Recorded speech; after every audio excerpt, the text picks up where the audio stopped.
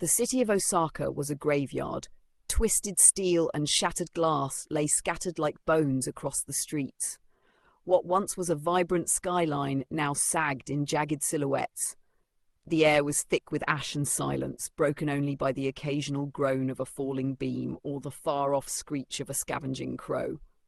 Kaito Ren stepped over a collapsed highway sign, the word hope half buried in dirt and blood. His boots crunched on broken concrete as he moved through the skeletal remains of the city. The heat from the ground didn't bother him, not anymore. Ever since that day when the sky cracked open and the earth swallowed Kyoto, something inside him had changed. He could feel the fire under his skin now, like glowing threads wrapped around his veins. His heartbeat pulsed with warmth. The cold didn't bite, and even in this world of ruin, his body kept him alive, kept him burning. Kaito was 22. He hadn't seen another living soul in weeks. He ducked into the remains of a convenience store, the glass doors long shattered. Empty shelves stared back at him. He found a single energy bar buried beneath rubble, dusty, half-crushed, but edible. He tore it open and took slow bites. A memory hit him, his sister giggling as she handed him a rice cracker, scolding him for skipping breakfast. Her voice been warmer. She was gone now, swallowed by the sea. He clenched his fist. The ember glow beneath his skin pulsed brighter for a moment. Something moved outside. He turned sharply, a shimmer on the waterlogged street. Ripples in the ankle-deep floodwater. He stepped back from the doorway. Then the water rose. It twisted into a column, spinning violently, and from it emerged a woman formed entirely from liquid. Her hair flowed like currents, her eyes like tidal pools. She stood tall, graceful, and utterly alien. "You don't belong here," she said, voice sloshing like surf. "This city belongs to the tides now." Kaito stepped back. What are you?" "Mizuki Arashi," she said. "Once human. Now the wraith of water. Gaia chose me to cleanse the rot." "Cleanse?"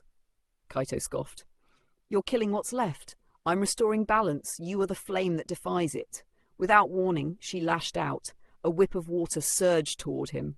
Kaito dodged barely, rolling across the wet floor. The edge of his jacket sizzled where it was touched. Acidic water.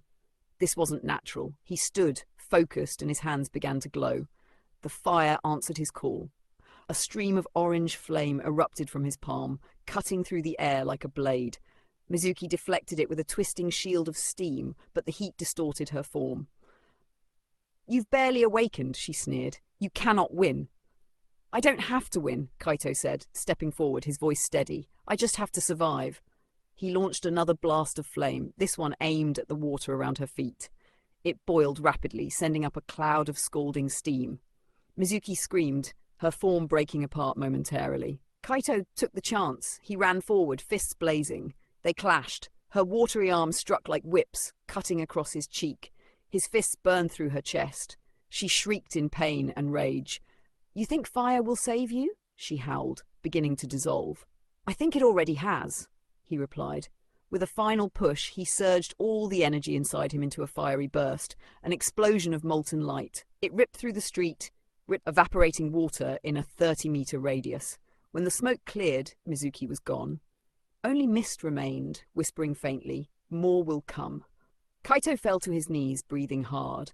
The fire inside him dimmed, but the warmth remained. He looked at his trembling hands, burnt knuckles, steaming skin, and smiled bitterly. He was still alive.